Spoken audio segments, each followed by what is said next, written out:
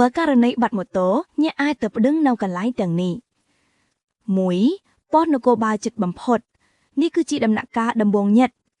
ប៉ុស្តិ៍នឹងចុះកំណត់ហេតុសួរព័ត៌មាននិងចាប់ផ្ដើមរកឃើញដំបូង 2. ការិយាល័យនគរបាលស្រុកខណ្ឌបើចង់ឲ្យដំណើរការលឿនជាពិសេសករណីធំឬបាត់ក្នុងតំបន់ធំអ្នកអាចទៅប្តឹងនគរបាលស្រុកខណ្ឌដែលគ្រប់គ្រងតំបន់របស់អ្នក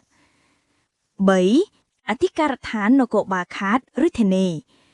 បើការកាត់ហេតុស្មុគស្មាញឬត្រូវការការស៊ើបអង្កេតជាផ្លូវការអ្នកអាចទៅដល់អធិការដ្ឋាននគរបាលខេត្តឬធានី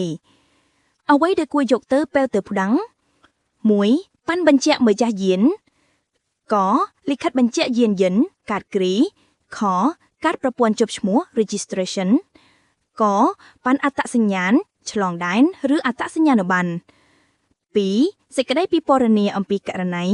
1. ថ្ងៃម៉ោងបាត់ 2. ទីតាំង 3. ពណ៌ model ម៉ាក 4. ផ្លាកលេខ 5. រូបថតម៉ូតូបើមាន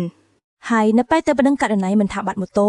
ឬករណីផ្សេងៗទេស្ថាប័ននគរបាលមានមនុស្សជាក់លាក់ដែលមានភារកិច្ចទទួលពាក្យបណ្ដឹងនិយាយឲ្យងាយៗគឺទី1ប៉ូលីសទទួលពាក្យបណ្ដឹង duty officer ឬនគរបាលប្រចាំវេននេះគឺជាអ្នកបំបងដែលអ្នកនឹងជួបនៅប៉ុស្តិ៍គាត់មានភារកិច្ចចុះពាក្យបណ្ដឹងកត់កំណត់ហេតុសួរព័ត៌មានលម្អិតត្រៀមឯកសារផ្លូវការទី2ពលករណី judicial police ឬនគរបាលយុតិធធបើករណីត្រូវស៊ើបអង្កេតជាលក្ខណៈច្បាប់ពលករណីនឹងយកករណីទៅដំណើរការបន្តពួកគេជាអ្នកធ្វើការជាមួយព្រហ្មទណ្ឌចៅក្រមនិងអัยការទី3មេប៉កឬមន្ត្រីលើកកម្ពូលបើករណីធ្ងន់ពេលករណីធ្ងន់ដូចជាម៉ូតូដំណើរខ្ពស់មានសាច់រឿងចម្រូងចម្រាសឬត្រូវការចោះត្រួតពិនិត្យភ្លាមមេប៉កឬមន្ត្រីជាន់ខាងខ្ពស់អាចចូលមកពិនិត្យដោយផ្ទាល់ដូច្នេះនិយាយឲ្យខ្លី